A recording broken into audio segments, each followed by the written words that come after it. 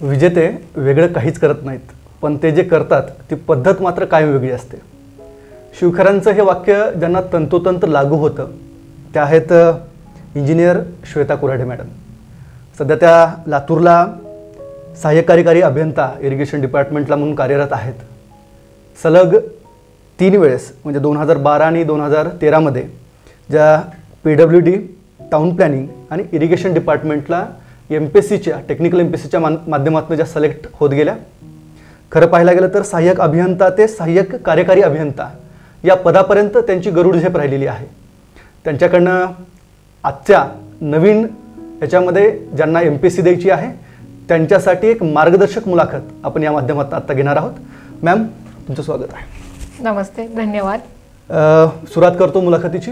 तुमचं बालपण, एकूणच शिक्षण आणि कौटुंबिक. मी श्वेता योगेंद्र कुऱ्हाडे. माझं सर्व बालपण महाराष्ट्रातील प्रसिद्ध तीर्थक्षेत्र आळंदी देवाची ह्या ठिकाणी गेलेलं आहे. माझं साधारण 10वीपर्यंतचं शिक्षण मराठी माध्यमातनं पुणे ग्रामीण ह्या भागात झालेलं आहे. मी श्री सयाजीनाथ महाराज विद्यालय ह्या विद्यालयात 10वीपर्यंतचं शिक्षण घेतलं. विशेषतः 10वीपर्यंत मला शिक्षणाची जास्त गोडी नव्हती किंवा मी वर्गात अतिहुशार विद्यार्थीही नव्हते. साधारण आळंदी हे तीर्थक्षेत्र असल्यामुळे मला लहानपणापासून जत्रा, यात्रा आणि मैदानी खेळ यांची आवड होती. शाळेत असताना मी मैदानी खेळात जास्त रस होता, अभ्यासात कमी होता. परंतु 10वीत मला जे काही फर्स्ट क्लास डिस्टिंक्शनचे मार्क्स मिळाले त्याच्यानुसार आणि माझ्या घराची जी कौटुंबिक पार्श्वभूमी आहे, मुख्य माझ्या कुटुंबाचा व्यवसाय आहे शेती आणि सामाजिक कार्य, ह्याच्यानुसार एकत्र कुटुंब पद्धती असल्या कारणाने माझ्या बाबतीत जो निर्णय घेतला गेला की आपण डिप्लोमाच्या माध्यमातून अभियांत्रिकी शिक्षण पूर्ण करूया 11वी 12वी न करता. परंतु 10वी झाल्यानंतर अभियांत्रिकी शिक्षण घेण्यासाठी माझी डिप्लोमाला गव्हर्मेंट कॉलेजमध्ये निवड झाली. त्याच्यानुसार मी direct Marathi medium to English medium shift झाले. त्यामुळे मला साधारण प्रथम 2 वर्षात अनेक अडचणी आल्या की पेपर लिहायचे कसे, प्रत्येक थेरी क्वेश्चन सॉल्व कसे करायचे. परंतु मग ह्या फर्स्ट आणि सेकंड इयरमध्ये माझे काही बॅकलॉग्स आले. त्यामुळे थोडे डिप्रेशन होतं की आपल्याला हे अभियांत्रिकी जमेल का, आपण इतर मुलांसारखं सक्सेसफुल होऊ शकतो का. मग त्यावेळेस माझ्या वडिलांनी मला थोडा आधार दिला.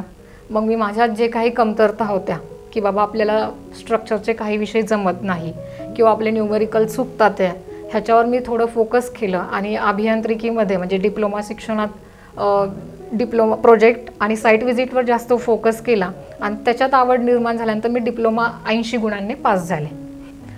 पदवीचं शिक्षण घेतानाही सरळ साधा मार्ग नव्हता.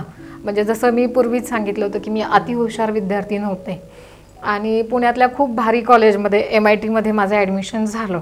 तिथले सर्व वातावरण, विद्यार्थ्यांची वागणं, बोलणं किंवा जे काही कॉलेज लाईफच्या एन्जॉयमेंटमध्ये माझे सेकंड इयरला 2 बॅकलॉग आले. आणि सेकंड इयर आणि थर्ड इयर हे अतिशय कष्टप्रय गेले. घरच्यांचे विनाकारण बोलणे खावे लागले की बाबा आता हे काय चालू आहे, कॉलेज करताय की काय करताय. आणि थर्ड आणि सेकंड इयरमध्ये एक वेळ माझ्यावर अशी होती की आज सकाळी सेकंड इयरचा पेपर लिहायचा, संध्याकाळी थर्ड इयरचा पेपर लिहायचा, पुन्हा दुसऱ्या दिवशी सकाळी सेकंड इयरचा लिहायचा आणि थर्ड इयरचा. म्हणजे अभ्यास मी 1 वर्षाचा करते की 2 वर्षाचा करते मलाच समजत नव्हतं. मग त्यावेळेस थोडेसे की बाबा सिलेक्टेड टॉपिक्सचा अभ्यास करणे आणि आपण 40पेक्षा कमी गुण पाडून नापास झालेलो विद्यार्थी आहोत, ह्या भावनेतनं 40पेक्षा अधिक गुण कसे मिळेल अशा धारणेतनं माझं BEचं शिक्षण झालं. परंतु फायनल इयरला मी वायवा, प्रॅक्टिकल्स ह्यावर फोकस केलं आणि तिथे मी थर्ड इयरच्या सब्जेक्ट्समध्ये गोल्ड मेडल मिळवलं युनिव्हर्सिटीमध्ये एस्टिमेशन अँड कॉस्टिंगमध्ये. म्हणजे पुणे युनिव्हर्सिटी असल्यामुळं प्रॅक्टिकलवरती जास्त फोकस आणि याचा फायदा झाला निश्चितच. हो. आणि थेअरीमध्ये मला आणखीन चांगले गुण आले की जो माझा बॅकलॉगमुळे अभ्यासाचा जो रॅपो डेव्हलप झाला होता की सातत्याने अभ्यास करणे आणि वेगवेगळ्या विषयांचा अभ्यास करणे. मास्टर्सला COEPत गेले. COEPत अभ्यासासह तुमच्या इतर गुणांना जास्त वाव दिला जातो. तुमचं व्यक्तिमत्व विकास झाला पाहिजे, तुम्हाला वेगवेगळे कौशल्य विकसित करता आले पाहिजे, ह्या दृष्टिकोनातून वेगवेगळे उपक्रम राबवले जातात. गिनीज वर्ल्ड बुकमध्ये माझं नाव नोंदवू शकले. COEPच्या माध्यमातून आम्ही रुबिक क्यूबचा गिनीज वर्ल्ड रेकॉर्ड केलेला आहे. विदिन 30 सेकंड्स हा रुबिक क्यूब सॉल्व करतो आणि विथ स्पेसिफिक फॉर्म्युलाने जर तुम्ही तो सोडवला तर लेस दॅन 30 सेकंड्स तुम्ही हा सॉल्व्ह करू शकता, ह्याबाबतचं आमचं हे वर्ल्ड रेकॉर्ड. म्हणजे मास्टरेट तुमची COPला झाली आणि कुठंतरी म्हणजे बऱ्याच MPSC देणाऱ्या किंवा स्पर्धा परीक्षा देणाऱ्या मुलांमध्ये एक भीती असते की समजा माझं बॅकलॉग आहे किंवा माझं इयर डाऊन झालंय तर मी या रेसमध्ये आहे का नाही. मला असं वाटतं की संपूर्ण महाराष्ट्र ही मुलाखत आता बघत असेल, तर बघत असताना त्या मुलांमधली आता ही भीती कुठंतरी आता कायमची निघून गेली की आपण रेसमध्ये आहोत, आपण देऊ शकतो बऱ्याच मुलांना. सेकंड थिंग मला असं विचारायचं आहे की पहिल्यांदा विचार कधी आला की आपल्याला MPSC द्यायचं आहे? जेव्हा जसं मी बोलले COEP आणि MIT मध्ये वेगवेगळे क्राऊड होते, परंतु जसा COEP मध्ये मी आले त्या वातावरणात तिथे वेगवेगळे विद्यार्थी वेगवेगळे डिस्कशन्स करायचे. मग त्या डिस्कशन्समध्ये मी ऐकलं बाबा MPSC केलं पाहिजे, MPSC मध्ये ह्या पोस्ट असतात, आपल्याला स्टेटसवालं करिअर भेटतं. आय थॉट की हे काय आहे, आपण पाहिलं पाहिजे. मग त्या दृष्टीने मी MPSCच्या वेबसाईटवर गेले, पहिल्यांदा पाहिलं की बाबा इथे सिव्हिल इंजिनियरसाठी काय आहे. मग जेव्हा मला तिथे शोध लागला की MPSCमध्ये सिव्हिल इंजिनियर्ससाठी स्पेसिफिकली एक वेगळं विंग आहे आणि त्या विंगमध्ये फक्त सिव्हिल इंजिनियर्स एलिजिबल आहे, आणि मग त्या विंगनुसार मी MPSC सिव्हिल इंजिनिअरिंगसाठी तयारी सुरू केली. अच्छा, याची तयारी सुरू करत असताना कुठले एक्स्ट्रा कोचिंग क्लासेस म्हणा किंवा एक्स्ट्रा अशी काही वेगळी तयारी आपण त्या माध्यमातून सुरू केली का? असं कोचिंग क्लासेस पुण्यात उपलब्ध नव्हते, त्यामुळे मला कोचिंग क्लास लावताच आले नाही. आणि विशेष ह्याच्यात सर्वात महत्त्वाचा जो मी अभ्यास केला तो म्हणजे प्रश्नपत्रिकेचा अभ्यास. जुन्या प्रश्नपत्रिकेचा अभ्यास हा सर्वात महत्त्वाचा असतो की बाबा पूर्वी काय विचारलं गेलेलं आहे, आयोगाला काय अपेक्षित आहे, ह्या गोष्टींचा अंदाज बांधणं ह्याच्यासाठी प्रश्नपत्रिका खूप महत्त्वाच्या ठरतात. आणि तिथून माझ्या अभ्यासाची सुरुवात केली. साधारण सिव्हिल इंजिनियर म्हणून टेक्निकल MPSC देत असताना एक अधिकारी म्हणून तुम्हाला जॉईन होण्यासाठी सिव्हिल इंजिनियरसाठी कुठल्या कुठल्या डिपार्टमेंटमध्ये संधी आहेत? साधारण MPSC आयोगामार्फत सिव्हिल इंजिनियरसाठी मुख्यतः 5 विभागांसाठी परीक्षा घेतली जाते. त्यातले जे पहिले 4 विभाग आहे, soil and water conservation, water supply department, water resource department and PWD, ह्या 4 डिपार्टमेंटसाठी एकच परीक्षा घेतली जाते. जे 5वं डिपार्टमेंट आहे नगर रचना विभाग, town planning and valuation department, याच्यातही सिव्हिल इंजिनियरसाठी संधी उपलब्ध आहे. ह्या एकूण 5 विभागाकरता सिव्हिल इंजिनियर हे MPSC मार्फत कुठल्याही पदासाठी पात्र आहेत. ते साधारणतः 5 डिपार्टमेंट तुमच्या समोर होते, म्हणजे मला असं वाटतं की तो कालखंड म्हणजे 2011-12चा. हो, त्यावेळेस तुम्ही ही तयारी वगैरे करत होता. तयारी करत असताना मग तुमचं आवडतं डिपार्टमेंट कुठलं आणि तो प्रिफरन्स तुम्ही कसा दिलात? माझं आवडतं डिपार्टमेंट सध्या मी ज्याच्यात काम करत आहे वॉटर रिसोर्स डिपार्टमेंट, जलसंपदा विभाग. साधारण माझ्या कुटुंबाची जी पार्श्वभूमी आहे शेतकरी कुटुंब, आणि शेतकरी आणि पाणी हा जवळचा विषय आहे, आणि शेतीसाठी साधारण पाणी हे जलसंपदा विभागातून उपलब्ध होतं. त्यामुळे ज्या काही वारंवार पाणी प्रश्न पाणी अडचणी येत होत्या त्याच्यात वारंवार मी जलसंपदा विभागाचाच उल्लेख वाचत होते, कधी न्यूजपेपरच्या माध्यमातून असेल किंवा कधी लोकांच्या माध्यमात. तर मग मी तेव्हाच ठरवलं की आपण इतर कोणत्याही विभागात न जाता मी इरिगेशन डिपार्टमेंटमध्ये जाईन. अच्छा, आता साधारणतः त्यावेळेस तुमचं एक डिसाईड झालं होतं की आपल्याला इरिगेशन डिपार्टमेंटच्या माध्यमातून इथून पुढची तयारी करायची आहे.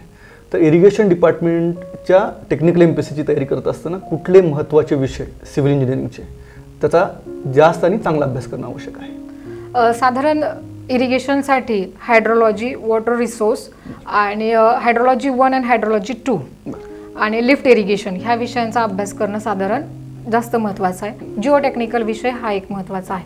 म्हणजे साधारण Jio technical engineering, structure engineering, स्ट्रक्चरमध्ये डॅम्स डिझाईन, कॅनल डिझाईन आणि हायड्रोलॉजी हे विषय महत्त्वाचे आहेत. अच्छा, साधारणतः आपण MPSCची एक्झाम देत असताना आपण प्राधान्यक्रम आपल्याला द्यावा लागतो, तर तो कसा असतो आणि कशा पद्धतीने आपल्याला द्यायला पाहिजे? साधारण आयोगाला मुलाखतपूर्वी प्राधान्यक्रम देणं आवश्यक असतं. MPSC आयोगामार्फत तुम्हाला 3 पदांकरता निवड होते. AE2 assistant engineer grade 2, assistant engineer grade 1 आणि असिस्टंट एक्झिक्युटिव्ह इंजिनियर, ह्या 3 पोस्ट असतात. साधारण ह्याचा प्राधान्यक्रम असाच राहतो. AEE PWD, AEE इरिगेशन आणि AEE जीवन प्राधिकरण किंवा वॉटर कॉन्झर्वेशन. साधारण AE2 पोस्टला आपलं जेव्हा सिलेक्शन होतं तेव्हा आपल्याला 10 ते 12 वर्ष ह्या पदावर सहाय्यक अभियंता म्हणून उपविभाग किंवा कोणत्याही वरिष्ठ कार्यालयात काम करावं लागतं आणि 10 ते 12 वर्षानंतर तुम्हाला प्रमोशनची संधी भेटते. पण जेव्हा A1 म्हणून किंवा सहाय्यक अभियंता श्रेणी 1 जेव्हा ह्या पदावर तुमचं सिलेक्शन होतं तेव्हा तुम्ही गॅजेटेड ऑफिसर म्हणून कामकाज पाहता. तेव्हा तुम्हाला उपविभागाचा प्रमुख म्हणून काम करण्याची संधी मिळते आणि तिथून तुम्हाला कार्यकारी अभियंता या पदावर साधारण 7 ते 8 वर्षाचा कालावधी लागतो पदोन्नती होण्यासाठी. पण जेव्हा तुम्ही ह्या विभागात PWD किंवा इरिगेशन विभागात AEE असिस्टंट एक्झिक्युटिव्ह इंजिनियर सहाय्यक कार्यकारी अभियंता म्हणून नियुक्त होता तेव्हा तुम्हाला सब डिव्हिजन लेवलवर डेप्टी इंजिनियर म्हणून साधारण 4 वर्ष क्षेत्रीय स्तरावर काम करावं लागतं आणि ह्या 4 वर्षाच्या कालावधीनंतर तुम्ही त्वरित कार्यकारी अभियंता ह्या पदावर तुमची नियुक्ती होऊन तुम्ही कामकाज पाहता आणि साधारण जे एंट्री लेवल असते त्या एंट्री लेवलला सहाय्यक कार्यकारी अभियंता हे सर्वात मोठं पद मानलं जातं आणि तिथून प्रमोशन ट्रॅक हा सर्वात फास्ट असल्यामुळे ह्या पदाला विशेष महत्त्व आहे. MPSC टेक्निकल MPSCच्या मुलाखतीला जात असताना वैयक्तिक आपण पूर्वतयारी काय करायला पाहिजे? MPSCच्या मुलाखतीला सामोरं जाण्यापूर्वी तुम्ही वैयक्तिक पूर्वतयारी करणं खूप आवश्यक असतं. मी साधारण ह्या वैयक्तिक पूर्वतयारीचे 3 टप्पे मांडणे. तयारी 1 मध्ये म्हणजे जरीही तुमची तोंडी परीक्षा असेल किंवा मुलाखत असेल तरी तुम्हाला लेखी स्वरूपातली तयारी करावी लागते. स्वतःची एक वैयक्तिक डायरी किंवा पर्सनल राईटअप तयार करायचं ज्याच्यात आपल्याला संभाव्य प्रश्न काय विचारू शकतात की तुमच्या गावाची विशेषता किंवा ऐतिहासिक पार्श्वभूमी सांगा, तुमच्या जन्मतारखेशी काय निगडीत गोष्टी आहेत, तुमच्या नावाची विशेषता काय आहे किंवा तुमच्या नावाचा अर्थ काय आहे किंवा तुम्ही बी प्रोजेक्टमध्ये काय केलं आहे, ह्या सर्व गोष्टींचा समावेश होतो. साधारण ह्या सर्व गोष्टी ज्या काय आहेत संभाव्य सामान्य ज्ञान आहे किंवा चालू घडामोडी आहेत ह्या सर्व गोष्टी आपण एका छोट्या नोंदवहीमध्ये लिहून ठेवणं खूप आवश्यक आहे. आणि ह्या जेव्हा गोष्टी आपण लिहून ठेवतो त्या माध्यमातून आपल्याला एक गोष्ट तयार होते ते की माझी सादरीकरणाची पद्धत काय असेल, माझ्या सादरीकरणाचे मुद्दे काय असेल ते तुमचं राईटअप असतं. त्याच्यानंतर आहेत तुमचे सादरीकरणाचे तयारी. ह्या सादरीकरणामध्ये तुम्ही दोन्ही भाषांचा उपयोग करू शकता, मराठी किंवा इंग्रजी. आणि सादरीकरणासाठी तुम्हाला दोन्ही भाषांची तयारी व्यवस्थित करावी लागते. इंग्रजी सादरीकरण असेल तर माझे लँग्वेज टोन व्यवस्थित आहे किंवा मी किती कम्फर्टेबल आहे ह्या गोष्टीची आधी तपासणी करणं आवश्यक आहे. आता ही सादरीकरणाची तयारी करताना जो आता आजकाल तुमच्याकडे जो स्मार्टफोन आहे ह्याचा सर्वात मोठा जास्त उपयोग होतो. ह्याच्यात तुम्ही तुमचा जो व्हॉइस आहे तो रेकॉर्ड करायचा की मी माझ्याबद्दल सांगताना जे आहे ते रेकॉर्डिंग करायचं, ते रिपीटिव्ह ऐकायचं की मी हे जे रेकॉर्ड केलेलं आहे हा जो माझा आवाज आहे तो मला ऐकताना योग्य वाटतो का. ज्यावेळेस तुम्हाला तो योग्य वाटेल हे स्वतःचं स्वतः रेकॉर्डिंग करणे, ऐकणे आणि सुधारणा करणे हा पहिला टप्पा झाला सादरीकरणातला. जेव्हा तुम्ही मोबाईलच्या माध्यमातून स्वतःचं व्हिडिओ आणि रेकॉर्डिंग करून आत्मविश्वासाने सांगू शकता की माझं सादरीकरण योग्य आहे. त्यानंतर तुम्ही तुमच्या मित्रांचा ग्रुप बनवा किंवा आपल्या घरातल्या कुठल्याही एका व्यक्तीची सहायता घ्या किंवा तुमच्या शिक्षकांची सहायता घ्या आणि त्यांच्यासमोर हे सादरीकरण करा. बरोबर.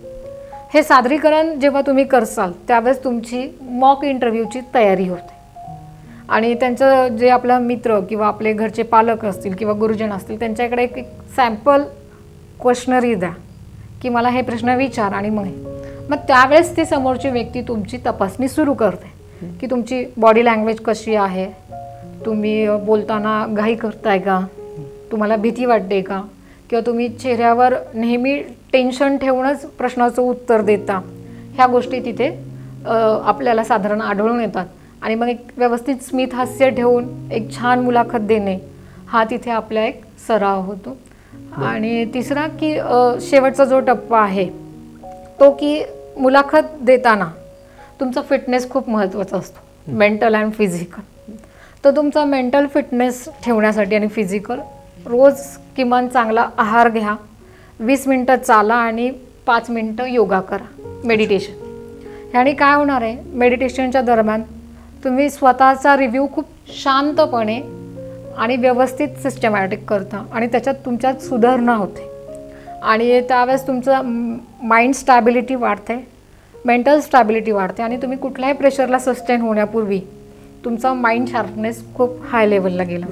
त्यामुळं बिफोर इंटरव्ह्यू तुम्ही मेडिटेशन जर केलं तर तुम्ही खूप चांगल्या प्रकारे मुलाखतीला सामोरं जाता आणि तुमचा तणाव कमी होऊन तुम्ही अधिक आत्मविश्वासाने कोणत्याही प्रश्नाची उत्तरं देता. ह्या 3 प्रमुख तयारी करावे लागतात: लेखी, व्हिज्युअल प्रेझेंटेशन आणि थर्ड स्टॅबिलिटी. तर इंटरव्ह्यू देत असताना काय काय चॅलेंजेसला फेस करावं लागतं? मुख्यत्वे करून प्रश्न कशा पद्धतीचे धाटणीचे असतात आणि इंटरव्ह्यू पॅनलमध्ये कोण कोण असतं? साधारण MPSC आयोग जेव्हा तुमची मुलाखत घेतं त्यावेळेस तुम्ही पहिल्यांदा 2 टप्पे पार पाडलेले असतात.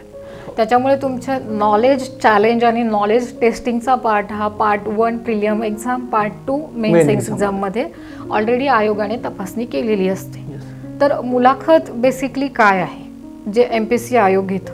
एका अधिकाऱ्याने योग्य उमेदवार किंवा योग्य पदासाठी समोरच्या विद्यार्थ्याची तपासणी करून विचारलेली प्रश्न उत्तर, म्हणजे आपली योग्य निवड करण्यासाठी अधिकाऱ्याने विचारलेली प्रश्न उत्तरं म्हणजे MPSC आयोगाची मुलाखत. एक सोपं स्वरूप म्हणून आपण लक्षात ठेवूया. साधारण ह्या MPSC आयोगात किमान 2 मेंबर असतात जे आपली मुलाखत घेतात. कदाचित केव्हा केव्हा 3 मेंबर असतात आणि हे 2 मेंबर्स म्हणजे मुलाखतमध्ये तुमच्यापासून साधारण 10 फूट अंतरावर बसलेले असतात. म्हणजे पॅनल मेंबर्स टू कॅन्डिडेट हे डिस्टन्स साधारण 10 फीट्स असतं. मग ह्या 10 फुटाच्या अंतरावरनं ते आपली वेगवेगळ्या गुणांची तपासणी करत असतात.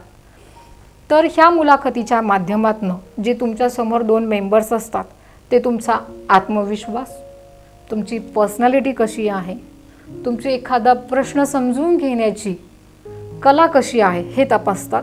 आकलन क्षमता किती आहे, निर्णय क्षमता कशी आहे, ह्या गोष्टींची तपासणी करत असतात. आता ह्या गोष्टींची तपासणी करताना ते आपल्याला वेगवेगळे प्रश्न विचारतात. साधारण जर आपली जर पर्सनॅलिटी त्यांना चेक करायची असेल तर ते आपल्या वैयक्तिक बाबींवर प्रश्न विचारतात आणि प्रत्येक विद्यार्थ्यासाठी मुलाखतीची सुरुवात त्याच्या वैयक्तिक बाबींच्या प्रश्नांवरनं होते की तुमचं नाव काय आहे किंवा तुमच्याबद्दल थोडक्यात सांगा. अशा प्रश्नांनी आपली मुलाखतीची सुरुवात होते. मग जर ह्याच्यात पुन्हा कॅन्डिडेट कोणत्या स्वरूपाचा आहे म्हणजे त्याच्यात 2 प्रकारचे कॅन्डिडेट साधारण कन्सिडर केले जातात: एक्सपिरियन्स आणि फ्रेशर. अच्छा. जर तुम्ही फ्रेशर असाल तर तुम्हाला तुमची जी शैक्षणिक पार्श्वभूमी आहे त्याच्यावर प्रश्न विचारतात की बीला कोणता प्रोजेक्ट केला, साईट व्हिजिट कुठे केली आहे का. ह्या प्रश्नांनी तुम्हाला कम्फर्ट लेवल पोचेपर्यंत तुम्हाला तुमच्या पर्सनल बाबींशी रिलेटेड प्रश्न विचारले जातात. दुसरं आहे की तुमचं व्यक्तिमत्व कसं होणार आहे. ओके, जर तुमचे डिसिजन मेकिंग पॉवर्स कसे आहेत, तुमचे आकलन क्षमता किती आहे किंवा तुमच्यात एखाद्या गोष्टीला धैर्याने समोर जाण्यासाठी किती ताकद आहे, ह्या गोष्टींची तपासणी करण्यासाठी ते एक वस्तुनिष्ठ प्रश्न विचारतात. समाजातली एखाद्या चालू घडामोडीतली एखादी अवघड बाब तुमच्यासमोर विचारतात की बाबा कोरोनाची स्थिती आहे किंवा पूर नियंत्रण परिस्थिती आहे किंवा महिलांवर होणारे अत्याचार, ह्याबाबत तुम्ही काय भूमिका घेसाल. किंवा साधारण आता इरिगेशन डिपार्टमेंट म्हटलं तर 2 वर्षापासून जो प्रश्न गाजतोय कोल्हापूरचा पूर, बरोबर, ह्या पूर नियंत्रणामध्ये तुम्ही कोणत्या बाबींचा आढावा घेऊन तुम्ही ती परिस्थिती कशी हाताळसाल, हा प्रश्न साधारण MPSC आयोग विचारू शकतो. किंवा साधारण 4 वर्षापूर्वी जी घटना घडली की मोठ्या पुरांमध्ये ब्रिज वाहून जातात, बरोबर, मोठ्या प्रमाणात दुर्घटना घडते, जीवितहानी होते, वित्तहानी होते, ह्याबाबत तुमचं मत काय? साधारण डिझास्टर मॅनेजमेंट तुम्ही कशा पद्धतीनं एक अधिकारी म्हणून तुम्ही करू शकाल. हां, असा प्रश्नाचा एक स्वरूप असतो. ओके. दुसरा एक प्रश्न असतो की ज्याच्यात तुमचे थॉट चेक केले जातात. शार्पनेस ऑफ माइंड किंवा प्रेझेन्स ऑफ माइंड काय, साधारण शासनाबद्दल तुमचं मत काय आहे, शासनाच्या धोरणांबद्दल तुमचं मत काय, किंवा भ्रष्टाचाराबद्दल तुमचं मत काय आहे. असे एक वेगळ्या अंगाने एखाद्या उमेदवाराला प्रश्न विचारू जाऊ शकतात आणि त्याच्यात तुमचे जो काय प्रेझेन्स ऑफ माइंड आहे किंवा तुमच्या जी वेगवेगळे स्किल आहेत त्या स्किलने तुम्ही किती पॉझिटिव्हली त्यांना रिप्रेझेंट होता हे महत्त्वाचं आहे. भले तुमचं निगेटिव्ह इम्प्रेशन असो काही बाबतीत, परंतु तुम्ही ते रिप्रेझेंट कसं होता ह्याला जास्त गुण आहेत. किंवा आयोग तुम्ही काहीतरी चुकीचं बोलताय किंवा तुमचं मत निगेटिव्ह आहे ह्याबाबत तुम्हाला कमी मार्क देणार आहे असं नाही, पण तुम्ही ते अगदी सकारात्मक दृष्ट्या शांततेने आणि तुमची भूमिका जर स्पष्ट केली तर तुम्हाला आयोगाकडनं निश्चित अधिक गुण मिळू शकतात. एक साधारणतः आत्ता तुम्ही जे सांगितलं ते ओव्हरऑल एक जनरल आयडिया दिली तुम्ही इंटरव्ह्यूच्या बाबतीतली. माझा पुढला प्रश्न आहे की तुम्हाला ॲक्च्युअलमध्ये काय प्रश्न विचारले गेले होते आणि त्याची उत्तरं तुम्ही काय दिलं होतं? ओके, मला ॲक्च्युअलमध्ये जेव्हा प्रेशराईज करायची एक सिच्युएशन विचारली होती की मला साधारण MPSC आता मी जसं डिक्लेअर केलं की म्हणजे सांगितलं होतं तुम्हाला की तुम्हाला टेक्निकल प्रश्न विचारला जात नाही, परंतु मला आयोगाच्या पॅनलने जे टेक्निकल एक्सपर्ट होते चीफ इंजिनियर त्यांनी साधारण इंटरव्ह्यूला बसवलं आणि मी ह्या थॉटमध्ये होते की बाबा आपल्याला काही टेक्निकल जास्त येणार नाही, जे काही आहे छोट्या मोठ्या गोष्टी त्या मला येतात, मी ऑलरेडी क्लिअर केल्या, ह्या कॉन्फिडन्सने मी तिथे बसली होती. परंतु त्यांनी मला अचानक इंटरव्ह्यूमध्ये सांगितलं तो पेन आणि पेन्सिल घे. ओके, त्यांनी जसं इन्स्ट्रक्शन दिलं मी तो पेन आणि पेन्सिल घेतलं आणि मला तिथे त्यांनी प्रॉब्लेम सॉल्व्ह करायला सांगितलं, जे की अनपेक्षित होतं. आणि प्रॉब्लेम इतका अरिथमॅटिकल होता की सगळे प्लस मायनस गुणाकार भागाकार, मग त्याचे कन्वर्जन करा, मग लँड कन्वर्जन करा, मग वॉटर कन्वर्जन करा आणि ते सगळे कन्वर्जन्स त्यांना विदाऊट कॅल्सी करून दाखवा, हा प्रश्न होता. आणि एक कन्वर्जन झालं की दुसरं कन्वर्जन, तिसरं कन्वर्जन, म्हणजे व्हॉल्युमॅट्रिक झालं की लँड झालं की स्केल, असं वेगवेगळं मला त्यांनी विचारलं. मग मी हळूहळू गडबडू लागले की जिथे मला लँडचं एकदम छान येत होतं, वॉटरचं जिथे छान येत होतं तिथे माझं चेनचे कॅल्क्युलेशन चुकायचे.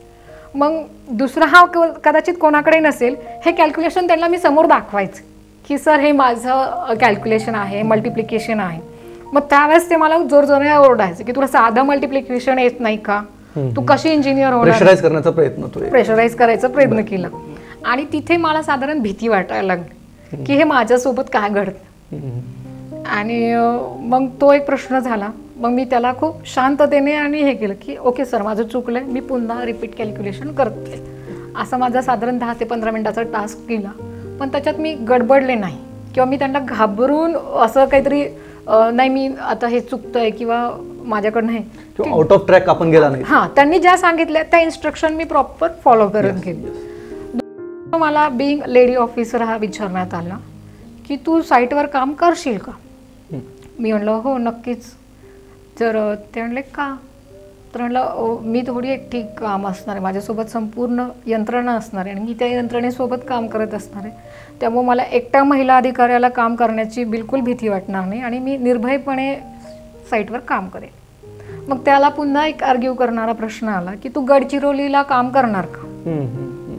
मी म्हटलं आता एवढ्या नक्सलाईट एरियामध्ये आणि आपण काम करणार का. तर मग थोडासा विचार केला की ह्याचं मला योग्य उत्तर देणं आवश्यक आहे, मी डायरेक्टली हो बोलू शकत नाही. मग मी पुन्हा थोडा विचार केला. मग म्हटलं हो सर मी नक्षलाईट एरियामध्ये साईटवर काम करायला तयार आहे किंवा त्याच्यात माझा जो धैर्यपणा किंवा तुमचा बोल्डनेस चेक होतो की जो साधारण मुलांमध्ये पोलाइटनेस चेक केला जातो आणि मुलींमध्ये बोल्डनेसपणा चेक केला जातो. तर मी बोलले हो. म्हणे कसं साईटवर स्लॅब काय चेक करणार, तिथे जाऊन तू काय काय करणार. म्हटलं सर मी अकोमोडेशन असं पाहिल की जिथे मला most safe and secure climate असेल नियर माय ऑफिस प्रिमायसेस, मी तिथे राहील आणि जेव्हा केव्हा संपूर्ण टीम सोबत असेल त्या टीमला सोबत घेऊन मी नदीपात्र किंवा ब्रिजवर जे काही काम आहे ते सर्वांच्या समवेत काम करेल, जेणेकरून मला एकटीला काम करण्याची अडचण येणार नाही आणि भीती वाटणार नाही. असा प्रश्न विचारला जाणार. पुन्हा दुसरा एक होता प्रश्न की मुलगी म्हणलं तर सोनं दागदागिने यांची आवड होती, तर म्हणे काळं सोनं कशाला म्हणतात. मग त्याचंही उत्तर दिलं की मला माहीत होतं की कोळशाला काळं सोनं म्हणतात. मग तितकं म्हणजे तुमचं एक जनरल नॉलेज बरोबर की लेडीजशी ते त्यांनी कसं कोरिलेट केलं जनरल नॉलेज की काळं सोनं कशाला म्हणतात. मग सोन्यावरनं त्याचे कन्व्हर्जन्स पुन्हा विचारले गेले. तो एक खूप प्रेशराईज इंटरव्ह्यू होता, साधारण 40 मिनिटे चाललेला आणि त्याच्यात मग मला असं वाटत होतं की मी फक्त रडायचीच बाकी होती तिथे. की maybe I don't know motto काय असेल, परंतु त्यांनी प्रत्येक गोष्टीतनं म्हणजे सलोखून घेण्याचाच प्रयत्न केला तिथे. जॉईनिंगचा पहिला दिवस आणि एक महिला अधिकारी म्हणून कुठल्या कुठल्या चॅलेंजेसला तुम्ही फेस करताय? जॉईनिंगचा पहिला दिवस अतिशय म्हणजे काय म्हणतात सरप्राईजवाला होता. 1 फेब्रुवारीला आमच्या हातात ऑर्डर देण्यात आले की महाराष्ट्रात दुष्काळ पडलेला आहे, क्षेत्रीय स्तरावर अधिकाऱ्यांची गरज आहे, तर तुम्ही आता प्रशिक्षण थांबवा आणि जॉईनिंगला जा. तर औरंगाबाद ते लातूर सकाळी प्रवास केला आणि ह्या लातूर शहरात येऊन जॉईन झाले. तर बिईंग अ लेडी ऑफिसर तुम्हाला साईटवर खूप जास्त वेळ कालावधी द्यावा लागतो, सुपरविजन स्किल हवे असतात. तर त्याच्यात असं लेडीज अँड जेंट्स असं काही बायफर्गेशन नाही. बिईंग अ लेडी ऑफिसर तुम्ही खूप चांगले क्वालिटी डिलिव्हर करू शकता साईटवर. तुमचे फाईन ऑब्झर्वेशन असतात जेंट्सपेक्षा आणि क्वालिटी कंट्रोल मेंटेन होते. दुसरं की प्रशासन चालवताना तुम्हाला वेगवेगळ्या भूमिका पार पाडाव्या लागतात, काही मॅनेजमेंट स्किल लागतात. त्यात जे काही चॅलेंजेस असतात, काही वेळा मेंटल स्टॅबिलिटी डिस्टर्ब करणारे चॅलेंजेस असतात किंवा आपलाच ऑफिस स्टाफ आपल्याला सपोर्ट करत नाही अशा फिलिंग्स येतात. त्यावेळेस तुम्हाला डिसिप्लिन अँड डिसिजनच्या माध्यमातून बिईंग अ लेडी ऑफिसर तुम्ही त्या चॅलेंजेस पार पाडू शकता. शेवटचा प्रश्न घेतो. असं म्हणतात की प्रत्येक यशस्वी पुरुषामागे एक स्त्री असते, तसं तुमच्या यशामागे कोण होतं? माझ्या यशामागे माझे सर्व गुरुजन आणि विशेष माझे आई बाबा. आम्हाला इंटरव्ह्यू दिल्याबद्दल धन्यवाद. तुमच्या भविष्यातील इच्छित आकांक्षा आणि अपेक्षा पूर्ण होत याच शुभेच्छा. थँक्यू.